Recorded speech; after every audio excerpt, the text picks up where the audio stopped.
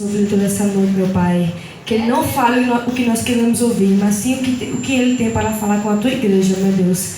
Senhor, que os ouvidos do Teu povo estejam atentos para a Tua palavra. E desde já agradeço a oportunidade em nome de Jesus. Glória a Deus, aleluia. Glória a Jesus.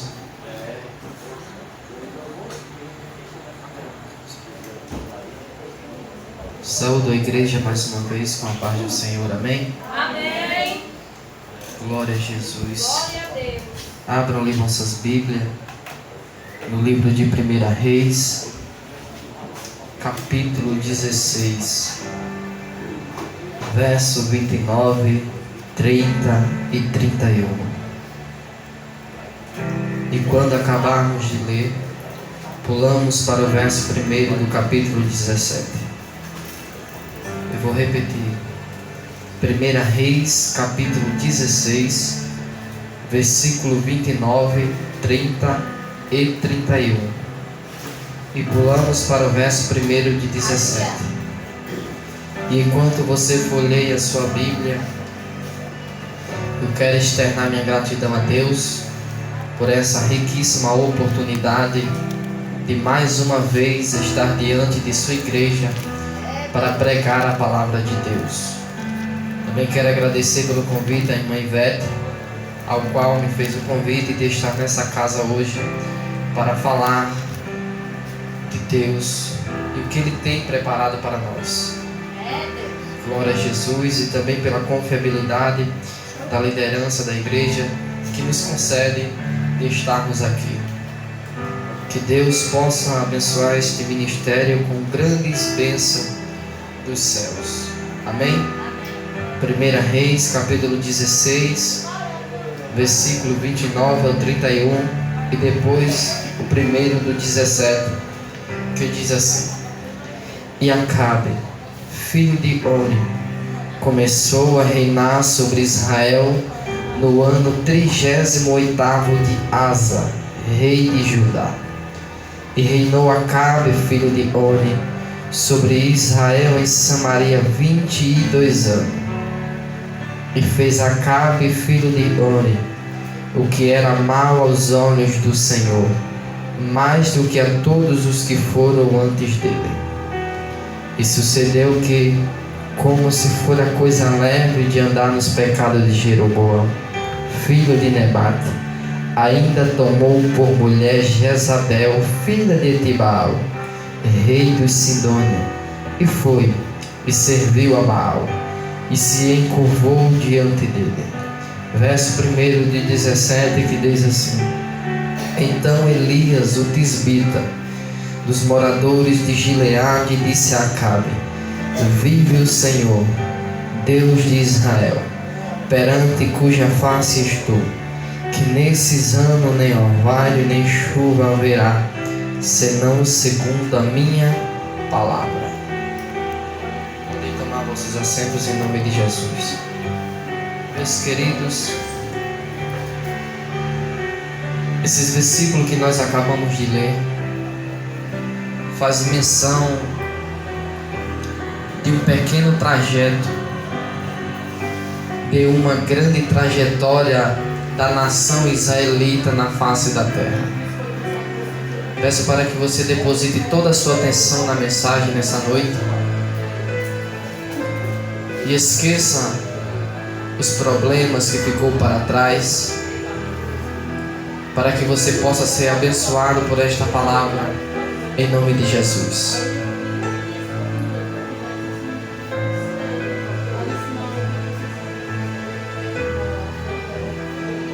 Esses versículos que nós acabamos de ler faz menção de uma pequena trajetória, de um pequeno trajeto, de uma grande trajetória da nação de Israel na face da terra.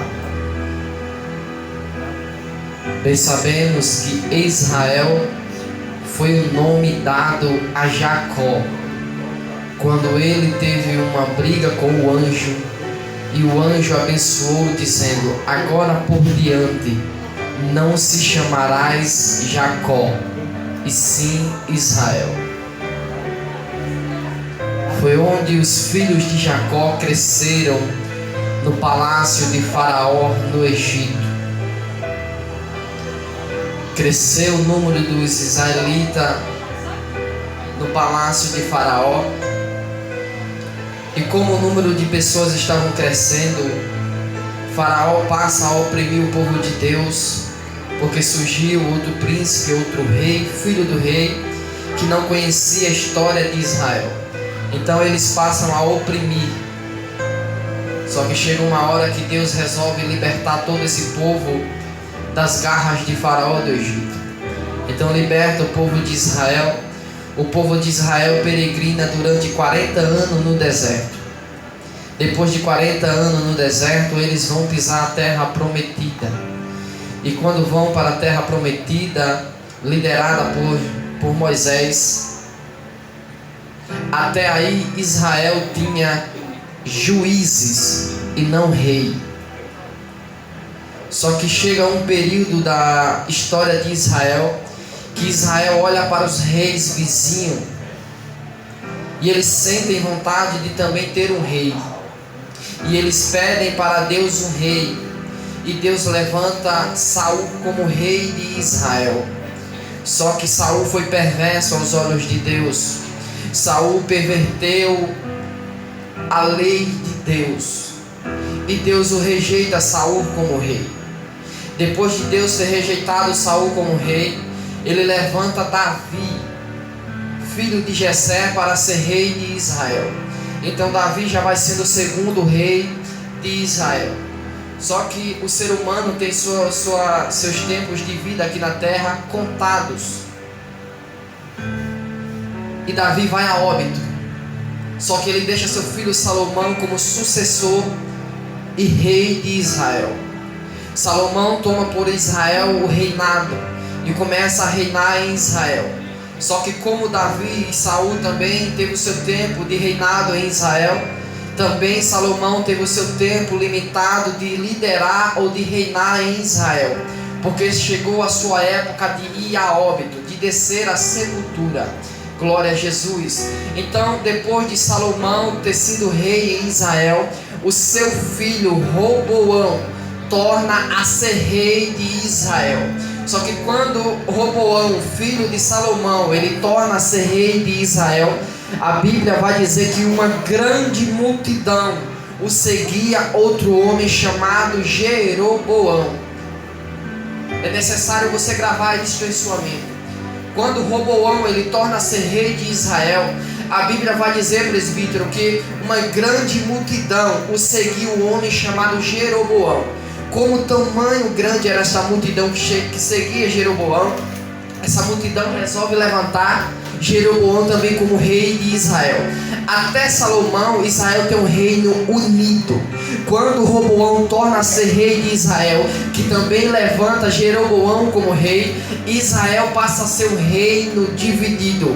É aí que se inicia uma decadência moral de Israel, um declínio espiritual, uma ruína aos olhos do Senhor para Israel, porque é uma única nação com dois pensamentos, com dois líderes para liderar. Bem sabemos que a nação de Israel nunca teve dois líderes, era sempre um juízo, e depois que aquele juiz passava, vinha outro juiz. Por que Deus não levantou Josué no momento de Moisés? Deus esperou Moisés morrer para depois levantar Josué como sucessor e líder e juiz de Israel. Era Deus dizendo: se é uma só nação, necessita só de uma liderança. O necessário é ter um sucessor, um auxiliar, para que não esteja dois pensamentos em uma só nação.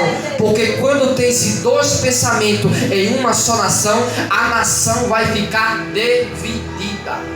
Glória a Deus. A partir do momento em que Jeroboão passa a reinar também em Israel, que o reino de Israel fica dividido, se nós formos observar nas escrituras sagradas, ela vai escantear um pouco o reino de Roboão, que é o reino de Judá, que tem capital como Jerusalém. E ela vai dar detalhe agora ao reinado de Jeroboão, que ficou em Israel, capital como Samaria. Quando a Bíblia ela escanteia o reino de Judá e passa a dar detalhe do reinado de Jeroboão, é porque Jeroboão já estava pervertendo a lei de Deus, quebrando todos os critérios da lei de Deus. A Bíblia vai dizer que Jeroboão foi um rei perverso, que pecou, trouxe a idolatria, se prostituíram, induziram Israel ao pecado. Só que Jeroboão também, com seus dias limitados, surgiu o rei Baasa, sucessor de Jeroboão. Depois de Baasa, surgiu o rei Asa, sucessor de Baasa. Depois do rei Asa, surgiu o rei Zimri, sucessor de Asa. Depois do rei Zimri, surgiu o rei Omri. Tudo isso no reinado de Israel, o que foi levantado por Jeroboão. Depois, por último, por penúltimo, antes do rei Acabe, surgiu o rei Omri, que também tomou poder sobre Israel. Todos esses reis andaram no mesmo caminho de Jeroboão. Todos esses reis, eles perverteram a lei de Deus, transgrediram, pecaram, conduziram Israel ao pecado. Só que quando chega no reinado de Acabe, filho de Omri, a história toma um rumo muito mais além de errado. Por quê? Porque até o momento antes de Acabe não tinha trazido outros deuses para dentro de Israel. Porque quando Acabe toma poder sobre Israel, ele vai tomar por sua esposa Jezabel, filha de Etibaal, rei dos Sidônios. Tanto Jezabel como Etibaal e o reinado de Sidônios, eles adoravam um deus chamado Baal, que é dito também como Baal-Zebub. Que esse deus, para o reinado dos Sidônios, para o rei Etibaal e para a esposa de Acabe, Jezabel, era o rei que mandava providência para a terra. Perdão, era o Deus que mandava providência para a terra. Aleluia. Era o Deus que abria céus para descer chuva. Era o Deus que fechava céu para encerrar a chuva. Era o Deus que alimentava e sustentava e auxiliava o ser humano na face da terra. Era o Deus que, quando não se estava chovendo, é porque ele estava travado em uma batalha. Que ironia, que Deus falso é esse? Porque o nosso Deus e o Deus de Elias, a qual nós servimos nos dias de hoje, é um Deus que, enquanto Ele luta ao nosso favor, a vitória é nos concedida. Glória a Deus! Porque o Deus Baal para Jezabel, quando ele estava lutando, a nação se ausentava de suas bênçãos. Mas o nosso Deus, quando luta a nosso favor, nós somos merecidos e alvo das bênçãos de Deus. Glória a Deus! Quem lembra do rei Josafá? Foram atacar o reinado de Josafá. Aí Deus disse assim: diz ao meu povo que louve-me, porque eu vou batalhar, e essa peleja não tereis que pelejar. Deus foi pelejar a favor de Israel, e Israel recebeu a bênção. Então Deus é um Deus totalmente diferente do Deus da mentira de Baal. Glória a Jesus. Glória a Deus! Aleluia. Então o rei Acabe, quando ele toma por mulher ou por esposa Jezabel, essa Jezabel traz consigo também o Deus Baal, a adoração a Baal, a um Deus subsistido na base da mentira, a um Deus que tinha data de início, a um Deus que tinha data de encerramento, a um Deus que tinha suas mãos esculpidas, a um Deus que tinha seus pés esculpidos e todo o seu corpo esculpido, a um Deus que foi criado pelo ser humano e não o ser humano sendo criado por ele. Mas bem sabemos que o Deus de Elias, ele não tem data de início. Por quê? Porque ele não foi criado, ele é criador. O Deus de Elias, ele não tem data de encerramento. Por quê? Porque ele não tem data de validade. Ele é o eterno e nele está a eternidade. Ele é o alfa, ele é o ômega, ele é o princípio e ele é o fim. E antes que houvesse dia, ele já era Deus. Glória a Jesus. E agir de Deus, quem impedirá o agir de Deus em nossas vidas? Glória a Deus. Glória a Jesus de Nazaré. Aleluia. Então, quando o reinado de Acabe, ele induz Israel a adorar esse Deus Baal, a um Deus falso, a um Deus com D minúsculo, a um Deus que nunca existiu, Deus resolve entrar na história. Porque parece, presbítero, que colocaram um ponto final na adoração de Israel a Deus. Mas Deus vê que não é um ponto final, é um ponto de continuação. Aí quando Deus resolve entrar na história, é Deus dizendo: ei, ponto final que colocaram aqui não é ponto final não. Eu vou dar continuação a essa história, porque a adoração é somente a mim, e a minha glória eu não dou a ninguém. Sou eu que sou digno de honra, de glória e de louvor.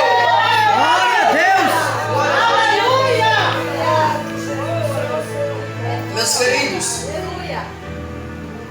a Bíblia vai dizer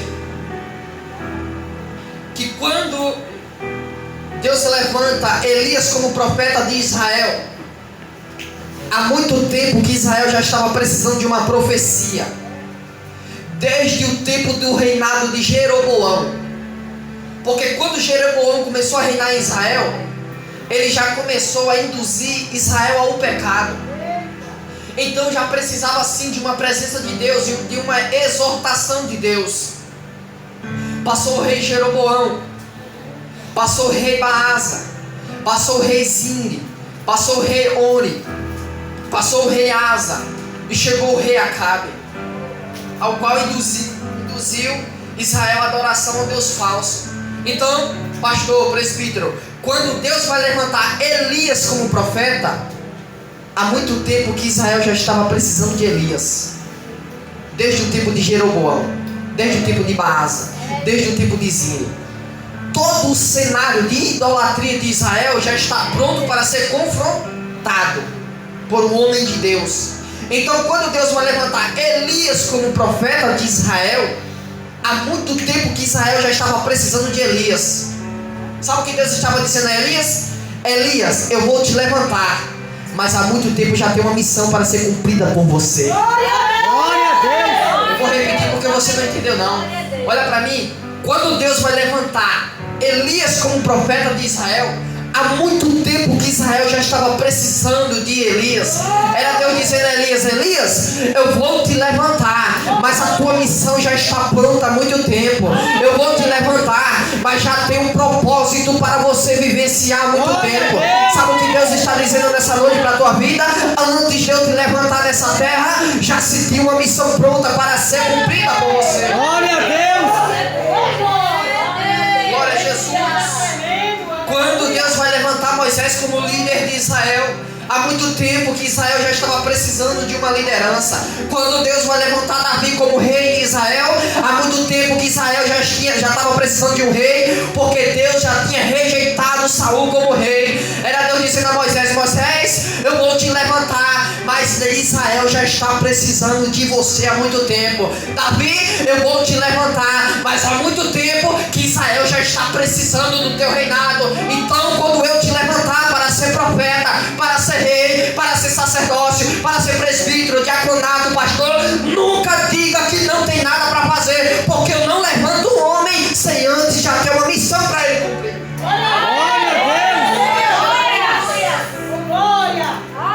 Se Deus te levantou, meu querido, se Deus te levantou, minha querida, nunca diga para Deus que não tem nada para fazer, porque Deus me trouxe lá do Bom Pastor hoje para te dizer: antes de eu te levantar, já se tem uma missão pronta para ser cumprida por você. A tua família precisa de você, o teu trabalho precisa de você, a tua rua precisa da tua vida. Deus te levantou para tu ser geração eleita, ser sal da terra e luz desse mundo, rapaz. Aleluia, glória a Deus. Jesus. Aleluia. Glória a Deus. Aleluia. Meu Deus. Ah, pregador, mas eu não sei falar não.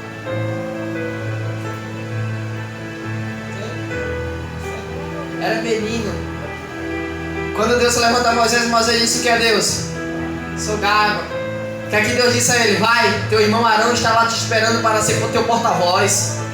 Era Deus dizendo, eu vou te levantar e não existe desculpa, nem empecilhos para me servir. Tem gente que diz que não está servindo a Deus porque está passando por dificuldades. Não pode fazer a obra porque talvez a sua casa está desconcertada. Deus está dizendo, se eu te levantei, é para tu consertar primeiro a tua casa. Glória a Jesus.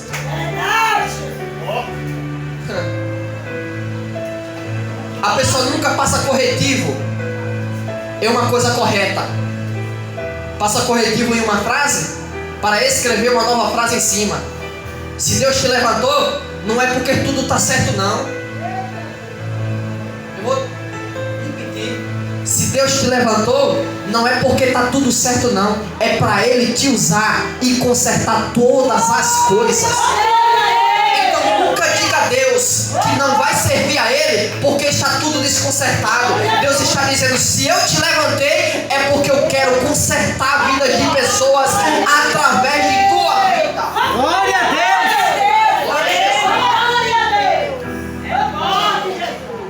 Ah, pregador, mas eu tenho um problema, eu não posso servir a Deus. Ok.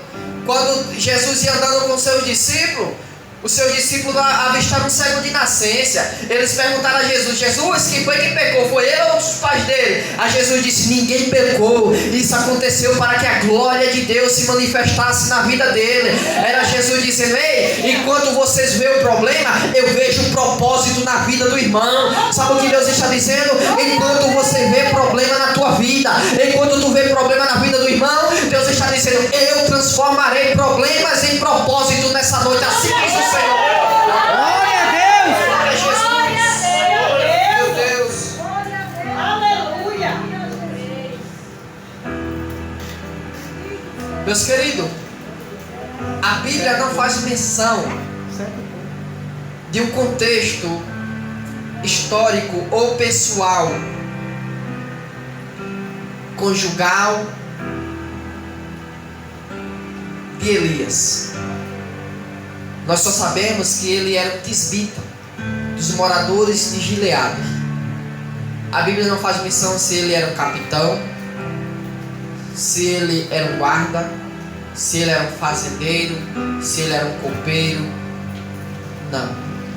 Mas bem sabemos que Elias foi um profeta muito querido por Deus, ao qual Deus não teve prazer em sua morte. A Bíblia vai dizer que nos últimos capítulos de sua vida veio uma carruagem de fogo em um redemoinho e tomou Elias ao céu. E ele não morreu. Ou seja, Deus se agradou tanto de Elias na face da terra que ele não teve prazer em sua morte. O homem foi tão sucedido por Deus e tão extraordinariamente usado por Deus na face da terra que até no Novo Testamento o homem é mencionado.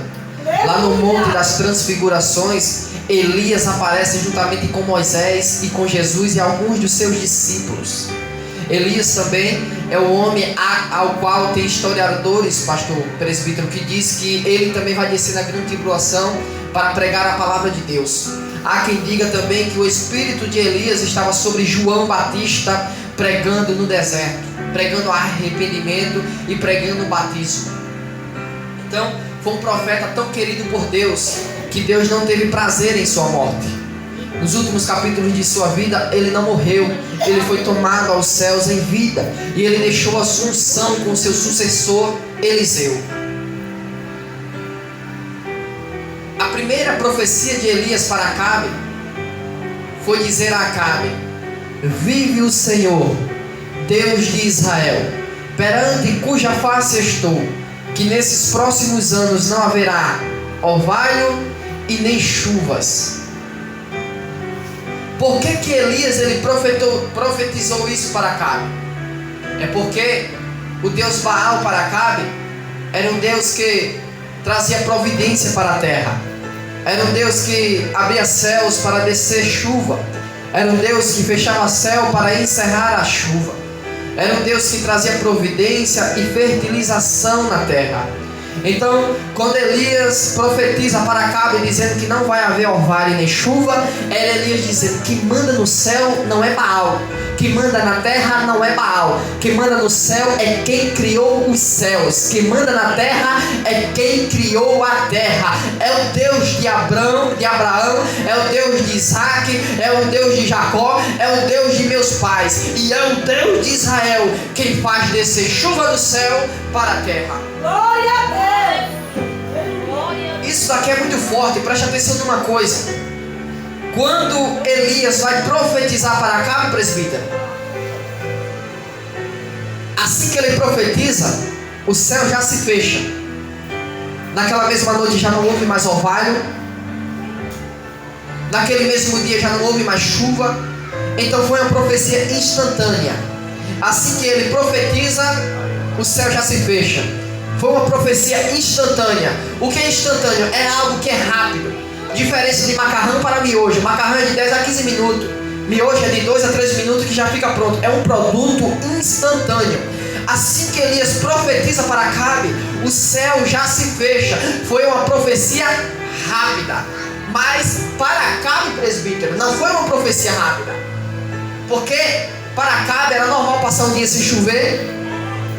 É normal passar 2 dias sem chover, passar 3 dias, uma semana, 3 meses, 6 meses, até um ano sem chover. Então, Acabe tem todo o direito de não acreditar nas palavras de Elias.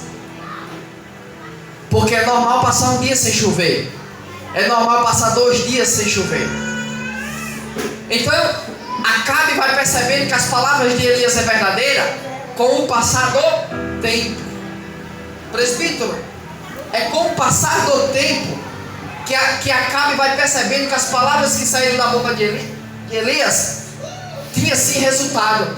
Era Deus dizendo para Acabe: quem prova que a profecia é verdadeira não é o profeta, é o tempo.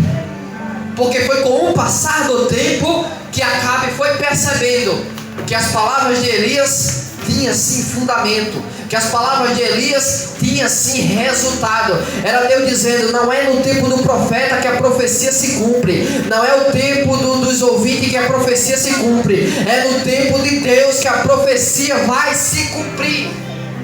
Glória a Jesus. Aleluia. Glória a Deus.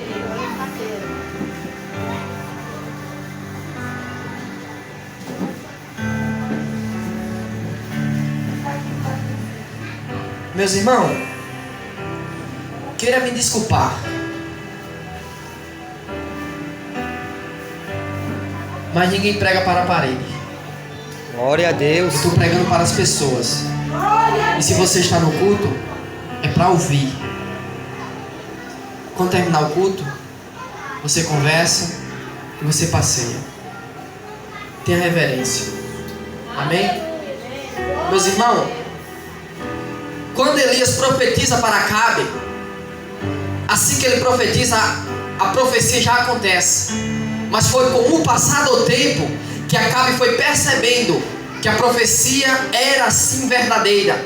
Porque foi com o passar do tempo que Acabe foi percebendo que não havia chuva. Foi com o passar do tempo que Acabe ia percebendo que não havia orvalho. Era Deus dizendo: ei, é o tempo que vai provar que a profecia é verdadeira. Glória a Jesus. A profecia, presbítero, não é no tempo do profeta. Quem lembra do profeta Joel, quando ele profetizou para Israel que Deus derramaria do seu Espírito Santo sobre toda a nação? Joel disse assim: há de ser que nos últimos dias o Senhor derramará do seu Espírito sobre toda a carne. Vossos filhos profetizarão, vossos jovens teriam visões e vossos velhos teriam sonhos. Sabe quantas vezes Joel vivenciou esta profecia? Nenhuma. Sabe quantas vezes a nação que estava ouvindo aquela profecia vivenciou esta profecia? Nenhuma. Joel morreu, Joel padeceu e ele não vivenciou. Veio geração pós geração. Chegou a geração de Zacarias. Zacarias também profetizou o derramamento do Espírito Santo sobre Israel. Quem disse que Zacarias vivenciou esta profecia? Quem disse que a nação israelita que estava ouvindo essas palavras naquele dia vivenciou vivenciou esta profecia. Mas pastor, até que um dia chegou a geração de Jesus, e Jesus disse assim: ficai-vos em Jerusalém, que do alto serão revestidos do poder do Espírito Santo. Era Jesus dizendo: ei, a profecia do Espírito Santo não foi no tempo do profeta Joel, não foi no tempo do profeta Zacarias, mas é no meu tempo. É Jesus dizendo: a profecia vai acontecer na sua vida, não é no meu tempo, nem é no tempo do pastor e nem é no tempo do profeta, é no tempo de Deus que a profecia vai se cumprir em vossas vidas. Glória a Jesus. E sabe qual é a responsabilidade de um profeta? É de profetizar. É fácil. A responsabilidade de um profeta é de profetizar. Mas, presbítero e bispa, o que o profeta não tem com que se preocupar é de vivenciar a profecia que profetizou. Sabe por quê? Nos dias de hoje, como inúmeros falsos profetas surgem na face da terra, profetas que profetizam que homens serão pregadores, passam o ano todinho vigiando o irmão se o irmão já está pregando, porque ele fica com medo se aquela profecia que ele profetizou era da carne ou era de Deus. Homens que profetizam, mulheres que profetizam para mulheres, para jovens que serão levitas, que louvarão o Senhor, ficam vigiando a vida do irmão para saber se a profecia já está vivenciando, porque ele tem medo, ele tem insegurança se foi Deus mesmo que falou através de sua boca ou não. Sabe o que é isso? É insegurança. Porque profeta que é profeta não se sente inseguro quando profetiza. Ele sabe que no abrir e fechar de sua boca não foi ele, nem muito menos o coração, nem muito menos a carne, mas foi o Espírito Santo que falou através de sua boca. Glória a Jesus.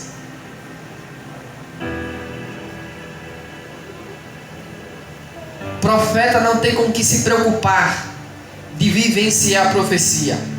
O dever dele é de profetizar. Por mais que Joel não vivenciou aquela profecia, mas ele deixou de profetizar. Por mais que Zacarias não vivenciou aquela profecia, mas ele deixou de profetizar. João, na ilha de Patmos, escreveu acerca do arrebatamento. Já começou o arrebatamento? Ele deixou de escrever, presbítero? Escreveu o juízo final. Já aconteceu o juízo final? Não. Mas ele não deixou de escrever. João entendeu, João entendia que a responsabilidade de um profeta não é de vivenciar a profecia, mas é de entregá-la. Sabe o que Deus está dizendo nessa noite aqui para vossas vidas? Não vos preocupeis, porque algum de vós não vivencia algumas profecias, mas a responsabilidade do profeta é de profetizar. Chegará um tempo que você vai contemplar a profecia em vossas vidas, e o tempo vai provar que a profecia era verdadeira ou não. Então fiquem com essa palavra em nome de Jesus, que antes de Deus te levantar, já se tem uma missão para você cumprir. A sua família precisa de você, a sua rua precisa de você. Deus te levantou para levantar também. Deus te salvou para salvar também. Deus te levantou à altura da cruz, para que tu também eleve pessoas à altura da cruz, porque a cruz é o lugar mais alto, o suficiente para que um ser humano ele possa alcançar os céus. Presbítero, me ajude. A Torre de Babel no Antigo Testamento é mais alta do que a cruz do Calvário, sim ou não? Claro. Os montes de Jerusalém é mais alto do que a cruz do Calvário ou não? Sim, é claro. Mas sabe quantas vezes alguém alcançou os céus na Torre de Babel? Nenhuma. Sabe quantas vezes alguém alcançou os céus no Monte de Jerusalém? Nenhuma. Mas na cruz do Calvário, Jesus olhou para um dos ladrões e disse assim: em verdade vos digo, que ainda hoje estarás comigo no paraíso. Onde é o paraíso? É na terra ou no céu? É Jesus dizendo: a cruz tem altura o suficiente para que o ser humano possa vivenciar as mansões celestiais que o Senhor Jesus tem nos preparado nos céus. Então nesta noite eu fiz essa mensagem dizendo que Deus tem uma missão para você. E a missão tem que ser cumprida. O propósito tem que ser vivenciado. E Deus não te desamparar por nenhum motivo. Escute, não existem empecilhos para servir a Deus, para adorar a Deus. É como eu falei, ninguém passa um corretivo em uma frase que já está correta. Passa-se um corretivo em uma frase que tem algo errado. É Deus te dizendo: eu levantei você para você ser corretor. Então nunca diga a Deus que não vai servir a Ele porque tem algo desconcertado. Se Deus te levantou, é para consertar o que está errado. Então fiquem com essa palavra. Em nome de Jesus, eu agradeço a minha rica oportunidade. Glória a Deus, aleluia. Amém? Amém. Glória a Deus. Quero agradecer aqui, né, primeiramente a Deus por essa confiança, de poder mais um culto da fogueira estar na direção, né? Também agradeço a nossa bispa, a irmã Lúcia, pela confiança, né, de ter me colocado na frente desse trabalho, né? Também agradeço também ao presbítero, nosso irmão Vinícius, né? Deus venha abençoar grandemente o ministério dele, juntamente com a sua noiva, né, Nicole, a diaconisa Marlene, né? Marina, Marília, pela nossa visitante aí, né, que cada dia mais está visitando a igreja. Seja bem-vinda, nossa irmã Tânia, pela vovozinha aí, né, do nosso